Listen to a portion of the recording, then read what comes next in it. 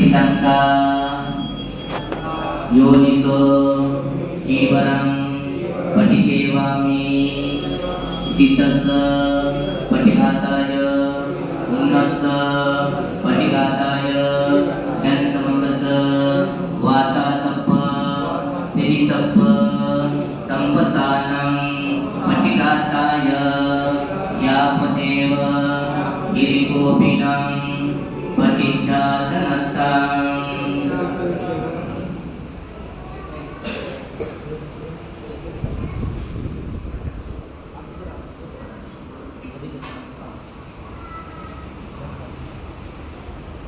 मनसर्वाणि पटिसंका योनिसं पिंडपातं पटिसेवामि सितस नेवदवाय न मदाय न मंडलाय न विभूषणाय यावदेव इमस कायस विद्या यापनाय विसुपरतिया ब्रह्मचर्यानुगाय इति पुराणञ्च वेदनं पठिहंकामि नवञ्च वेदनं नोपदेशामि यात्राच मे भविष्यति अनवच्यता च भासो विहारो चाचि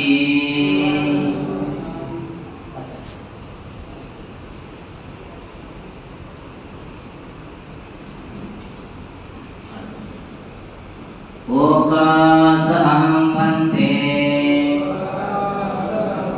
कीसरणेन सद्धिं पवच्चादशशीलं धम्मं याचामि अनुगहं गत्वा शीलं देतमे भन्ते द्वितीयंपि अहं भन्ते तीसरणेन सद्धिं पवच्चादशशीलं धम्मं याचामि अनुगहं गत्वा शीलं देतमे भन्ते तृतीयंपि अहं भन्ते तीसरणेन सद्धिं पवच्चादशशीलं धम्मं याचामि अनुगहं गत्वा शीलं देतमे भन्ते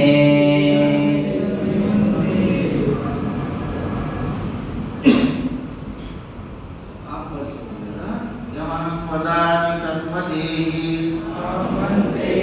नमो तस्स भगवतो वरहतो सम्मा सम्बुद्धस्स नमो तस्स भगवतो वरहतो सम्मा सम्बुद्धस्स नमो तस्स भगवतो वरहतो सम्मा सम्बुद्धस्स नमो तस्स भगवतो वरहतो सम्मा सम्बुद्धस्स बुद्धं शरणं गच्छामि बुद्धं शरणं गच्छामि धम्मं शरणं गच्छामि धम्मं शरणं गच्छामि संघं शरणं गच्छामि संघं शरणं गच्छामि द्वितीयंपि बुद्धं शरणं गच्छामि द्वितीयंपि बुद्धं शरणं द्वितीयंपि धम्मं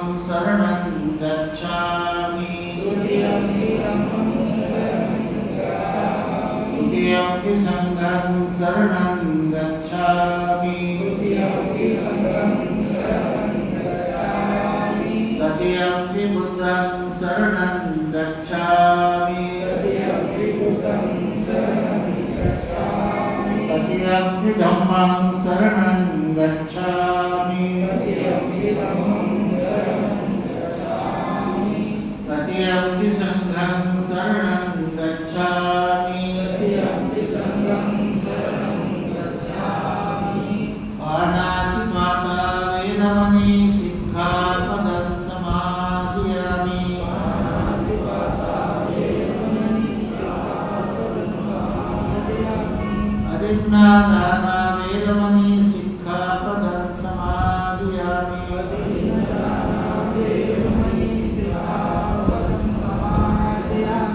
अब्रह्मचर्य वेदमणि सिक्खापदं समादयामि। मुसावादा वेदमणि सिक्खापदं समादयामि।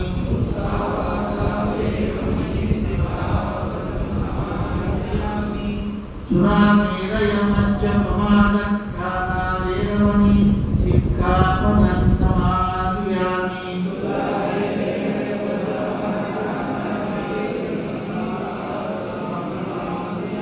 विकालभोजना वेदमणि सिक्खापदं समादयामि। नच्चगीत वादित्त विसुखदर्शन मालाकंद विलेपनधारण मंडलविभूषणठान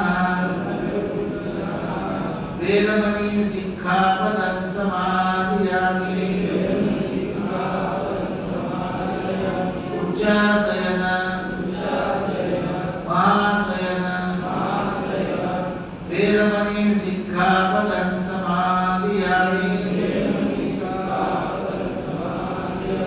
जातरूप रजत पटिगहन वेदमणि सिक्खापदं समादयामि। इमानि पपज्ज दश सिक्खापदानि समादयामि। इमानि पपज्ज दश सिक्खापदानि समादयामि। इमानि पपज्ज दश सिक्खापदानि समादयामि। विसरणेन सति पंचशीलं धम्मं साधुकं सुरक्षितं। विसरणेन सति पपज्ज दश शीलं धम्मं साधुकं सुरक्षितं। तत्वापमादेन संवादे तव्वा साधु साधु साधु प्रणाम करती हूँ। दंड नमामि नमः नमः संगं नमः।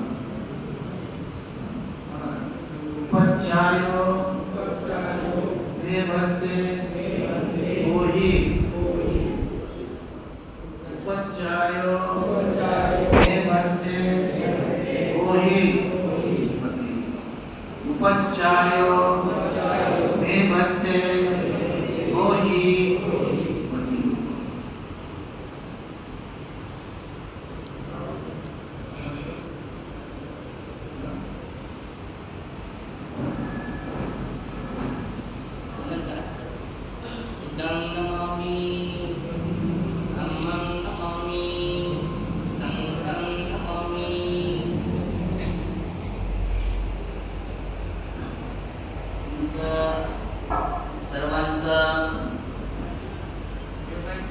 परिवर्तन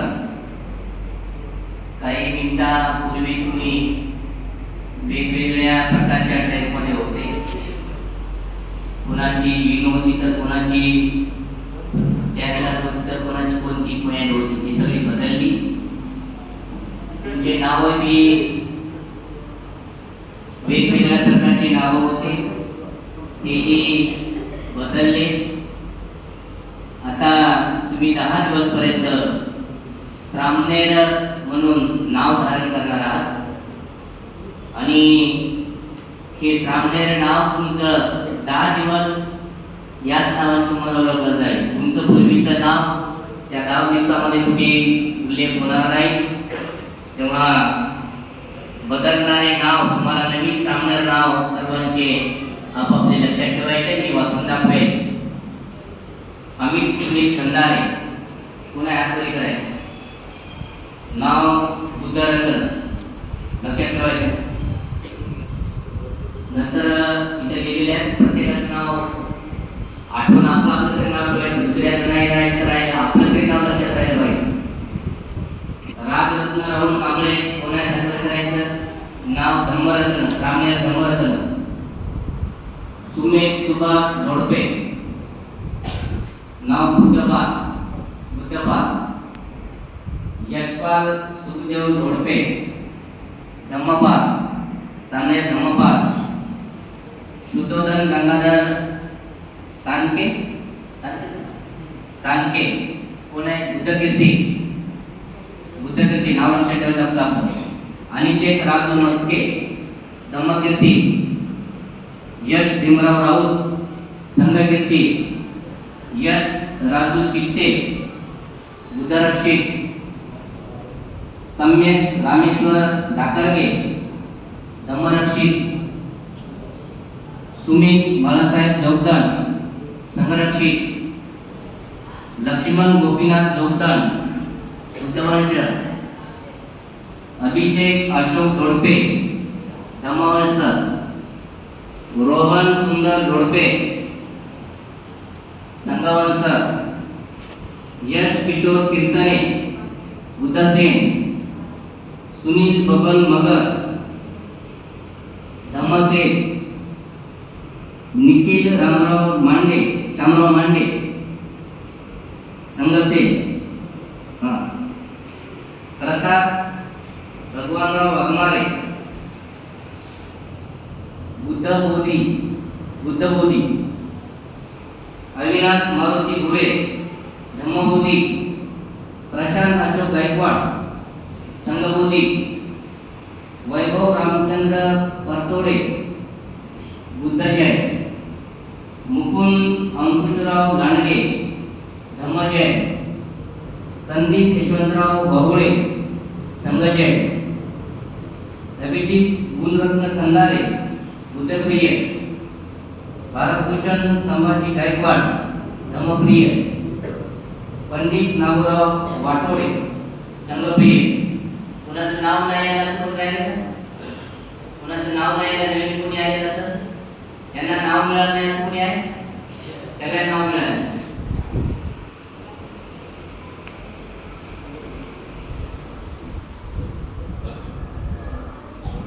सन्माननीय भिक्खू संत सामने संत उपासिका दरवर्षाप्रमाणे यावर्षी धम्म परिषदेच्या निमित्ताने आपण सामने संघाचं आयोजन करत असतो. काही तरुण मुलं 10 दिवस या शिबिरामध्ये सहभागी होतात. याचना निरंतरवंदना सूत्रपाठ विनय धम्म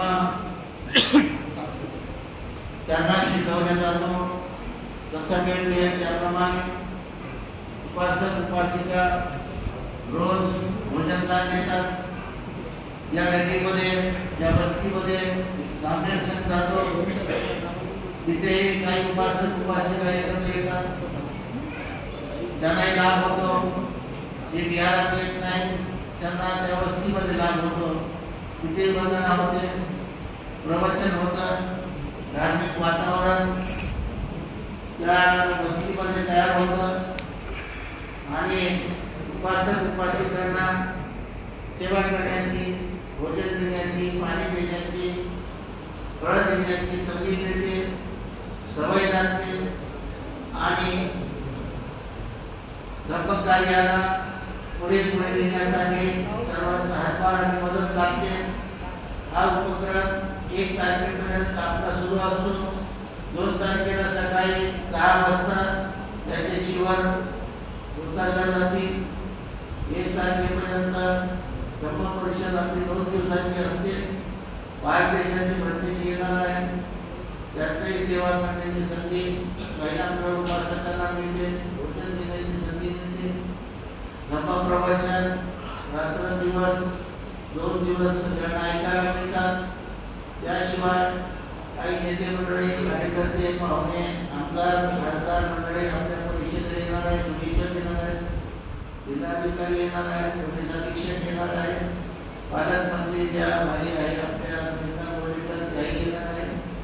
अशा पद्धतीनं बाहेरची मंडळी पुष्कळ मंडळी आपल्या कार्यक्रमासाठी परिषदेसाठी मराठवाड्यातून आमचा जो उपासक वर्ग आहे तो उपासक वर्ग तो धार्मिक उपासक वर्ग आहे. नांदेड, परभणी, हिंगोली, बीड जिल्हा, लातूर जिल्हा, जालना जिल्हा, औरंगाबाद या सर्व जिल्ह्यामधून ही वाशिम अकोल्यापासून उपासक वर्ग आपल्या परिषदेला काही निजामाची मंडळी सुद्धा येते. सर्व भागामधून कर्नाटकातून मंडळी येणार आहे. मला निरोप मिळाला बीदर जिल्ह्याचा. त्यानंतर मऊवरून काही मंडळी येणार आहेत. त्याचाही मला निरोप मिळाला की आप आपकी परिषद में आ रहे हैं, व्यवस्था में सब व्यवस्था हो जाएगी, कोई बात नहीं. मऊवरून काही मंडळी येणार आहे. नाशिकवरून काही उपासक वर्ग आपल्या परिषदेमध्ये येणार आहे. असा सर्व भागाभागातला उपासक वर्ग आपल्या उपासकांचं कर्तव्य आहे आता त्यांना पाणी देणं, भोजन देणं, त्याची व्यवस्था करणं. आपल्या नाहीतर आपल्या तालात राहिल्यावर मग त्याची सोय होणार नाही. आपल्या तालात राहतात काही माणसं बाहेर आपला ताल सोडून इतर सेवा देण्याची दुसऱ्याला आपल्याला कमीत कमी भारताने लोकांना पाणी जरी पाजलं, आपण पात्र जरी उचलले, जेवण जरी दिलं, नाश्ता जरी दिला, त्यांची सोय जरी केली, त्यांना जवळ जाऊन जेवण केला, कुठून आले काय आले तर तेवढंही त्यांना बरं वाटतं की बाबा कुठली माणसं बायामध्ये येतात. आपली विचारपूस जरी केली, गेलं काय बी असं खाण्यापिणं काही होईल, पण विचारपूस जरी केली तर माणसाला बरं वाटते.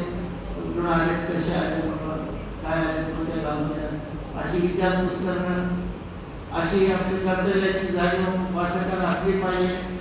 ध्यान असलं पाहिजे की इथे जो माणूस 2 दिवस येतो तो आपल्या धर्माच्या कार्यासाठी, धर्म परिषदेसाठी येतो. इथे काय कोणाच्या लग्नाला येत नाही, आहेर द्यायचं नाही, आहेर करायचं नाही, काही करायचं नाही, होय बोल चिठ्ठी कुणाला नाही काय. त्याच्यामुळे हा भाग वेगळा आहे.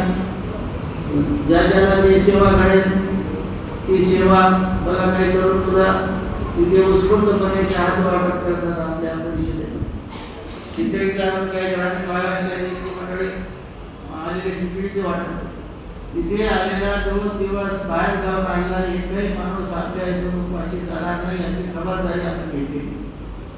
तेवढी राशन पाण्याची सोय केली की 2 दिवस आता सगळा काम पाहतात. तुमच्यापर्यंत ओरडलेला आले, सगळ्यांनी दान दिलेलं आहे, मोठ्या प्रमाणात दान दिलेलं आहे. किंवा तुमचं दान, तुमचा पैसा निश्चित सरकारने लागणार आहे, बायकांनी जाणार नाही. दिवसभर रात्रभर टाइम टेबल नाही जेवायला. जोही माणूस येईल याच्यामध्ये त्याला रात्र दिवस इथे भोजन दान चालू राहील. सकाळी दुपार संध्याकाळ असं काही नाही, सुरूच असेल आपलं. म्हणजे भट्टी बंदच राहणार नाही. आपला स्थानिक उपासक असो की बाहेरगावचा उपासक असो, ते इथे सेवा देतात दिवसभर. माणसं घरी जायला कधी जाते, तिथेच आपलं वरण भात जे काय असेल भाजी भाकर खाऊन सेवा देतील. त्याची जी स्थानिक जे कार्यकर्त्याची सोय आहे, बाहेरगावून येणाऱ्या मुलांची सोय आहे.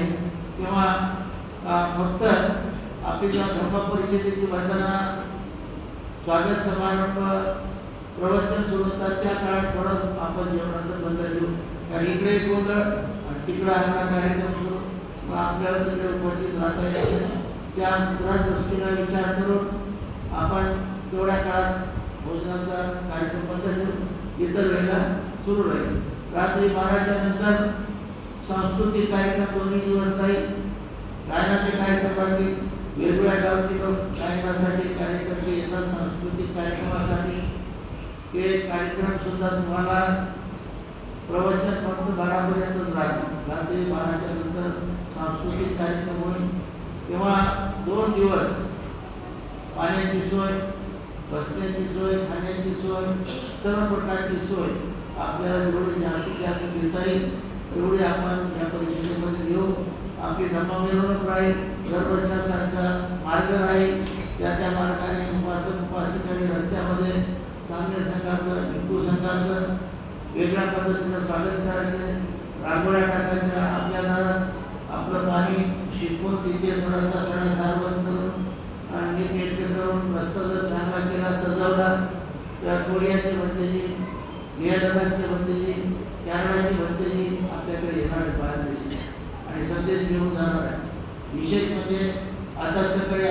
त्यांची बातचीत केली. कोरियाचे जे पंडित आहेत ते आपल्या इथे येऊन माझ्याकडून खास करून भारतीय भिक्खू संघाकडून उपसंपदा घेण्यासाठी इथे येत आहे. ही एक विशेष बाब आणि ती उपसंपदा इथे घ्यायला नाही होणार. आमची एक सीमा असते, आपण इथे काही सीमा बनवलेली नाही. म्हणून इथे चारही बाजूला पाणी आहे आणि पाण्याच्या मध्ये होडी किंवा एखादं बेट आहे. त्या बेटावर उपसंपदा पाण्याची बनवत असते. आता बुद्धगया, सारनाथ, कुशीनगरला सीमा बनवली आहे. आपले पयमोशी सगळ्याची बर्मी विहारामध्ये तिथे सीमा होती. आपण निश्चित उपसंपदा केली झाली, पण तिथे आपल्याकडे सीमा नाही. म्हणून टाकळीला जे नदी आहे, पाणी आहे, तिथे सगळीकडून पाणी आहे. मध्ये एक बेट आहे बघा, तिथं बेट. त्या बेटावर जाऊन 1 तारखेला सकाळी 9 वाजता ते आम्ही जेसीबी 10 होते जाणार आहे. बोटीची व्यवस्था केली आहे पलीकडे जाण्यासाठी. की जे पाण्या वाळूचं टेकड आहे त्या टेकड्यावर आणि 10 बंदी जाऊन तिथे त्या कोरियाच्या बंदीची एका उपसंपदा तिथे करायचा कार्यक्रम ठरलेला आहे. त्याची इच्छा आहे. त्याप्रमाणे आपण तेही नियोजन केलं आहे. ते बोटीवाल्याला बुक केलेलं आहे आणि त्याची सोय सुद्धा केली आहे. तो कार्यक्रम 1 तारखेला. बाकी जो सनातन संघ आहे, भिक्खू संघ आहे, तो आपला सकाळी 10:30 वाजता शांतीनगरला 1 तारखेला पोहोचतो. शांतीनगरला विडावंदन वंदना करून आंबेडकर नगरला भोजनासाठी जाणार आहे. तो शेड्यूल तसाच राहील आणि बाकी गेलेले उपसंपदा गेलेले 11:30 वाजता परत भोजनासाठी आंबेडकर नगरला येणार आहे. हा 1 तारखेचा परत कार्यक्रम. 3-3:30 वाजता आपलं दुसऱ्या दिवसाचं सत्र सुरू होईल प्रवचनाचं. प्रत्येकीला वेगवेगळे विषय दिले आहेत. पहिल्या दिवशी मी प्रत्येक विषयाच्या अनुषंगाने बोलतील, दुसऱ्या दिवशी विषयाच्या अनुषंगाने बोलतील. ज्यांना काही नाश्त्याचं, शिबिराचं, वस्तूचं दान द्यायचं असेल तर या गोष्टीकडे आपलं आधीच नाव घेऊन द्यायचं. तिथं येऊन ते बदल नाही करायचं. अगोदर चिठ्ठी द्यायची आपल्या परिवाराकडून किंवा महिला मंडळाकडून हे वस्तू दान. आपल्याला कसं काही महिला आपल्याला बेडशीट दिली, काही टावेल दिले होते, काही छत्र्या दिल्या होत्या, काही चप्पल दिली होती. कोणी काही ज्याला द्यायचं असेल आणि चिठ्ठीवर नाव आपलं व्यवस्थित 1 दिवस आधी होते किंवा त्याच दिवशी प्रत्येकीकडे द्यायचं आहे. त्याचं तिथं नाव डिक्लेअर होईल. तुमच्याच विद्यमाने तुमच्याच हाताने ते देण्यात येईल. भिक्खू संघाला भोजनासाठी आपण ज्या पद्धतीनं दरवेळेला सगळ्या महिलांना आपल्याकडून थोडं करून आणतात, कोणी आणते, कोणी भाजी आणते, थोडी चटणी आणते, त्या पद्धतीनं प्रत्येकाला वाटप दिलं जाईल. की कोणी काय आणायचं, डबल होत आहे, कोणी भात आणायचं, कोणी वरण आणायचं, आपल्याकडून आणायचं आणि आपल्याच हाताने भिक्खू संघाला, सामान्य संघाला तिथे बाहेर मंडपामध्ये त्या हॉलमध्ये जागा पुरणार नाही. बाहेरचे आपले सगळे मिळून 100 मंदिरी त्या दिवशी राहतील. त्यामुळे मध्ये हॉलमध्ये जागा पुरणार नाही. इथे जे मंडप आहे त्या मंडपामध्ये आपण बसण्याची सोय केली आहे. किंवा ज्यांनी जे आणलेलं असेल पदार्थ त्यांनी तिथे दान करायचं भोजनामध्ये. त्यानंतर उपासकांनी सुद्धा उपासकाचं आणि भिक्षूचं सगळे बाहेर जाऊन आले येतात. 11 वाजता सगळ्याला भोजन दान. म्हणजे भक्तीची इकडे होती, उपासक इकडे वाजत होते. बाहेर जाऊन आले आपले एकाच वेळेला चालू आहे. 12-12:30 वाजता आपली मिरवणूक ठरलेली आहे. वेळेत चुकणार नाही. वेळेमुळं आपले सगळे कार्यक्रम व्यवस्थित होतात. वेळेच्या बाबतीत मागच्या वर्षी थोडा ज्यावेळेला कमानीचं इमारतीचं उद्घाटन होतं मंत्र्यानं दिला. 1चा वेळ थोडी बदल झाला. मागच्या वर्षी मंत्र्यांच्या वेळेमुळं ते म्हणजे नाही आम्ही 1 वाजता येणार. आता त्या एवढा समजता येईल आम्हाला. या मंत्रीने आपला कार्यक्रम सक्सेस झाला, थोडी लेट झाली, एवढंच झालं. पण कार्यक्रम व्यवस्थित आपली मागच्या वर्षी पार पडलेले आहेत. लाईटची मुबलक व्यवस्था यावर्षी केली आहे. पटरीच्या तिथे आपण मोठे टावर लाईट लावून लागले. पूर्ण पटरीच्या पलीकडे शाळेच्या पाठीमागे आणि मोठे उंच घेऊन टावर लाईट लावले. इथे टावर लाईटची व्यवस्था केली, स्क्रीन पडदा सगळा कार्यक्रम दिसते त्याची व्यवस्था केली. आपले वाकी टाकीची व्यवस्था, काही कार्यकर्ते आणि भंतेजीकडे वाकी टाकीची व्यवस्था आहे. स्टेजवर काय चाललंय, इथं गॅरच काय चाललंय, तिकडं काय चाललेलं आहे ते एकमेकांशी कम्युनिकेट करण्यासाठी वाकी टाकीची व्यवस्था आपण त्या दिवशी करणार आहोत.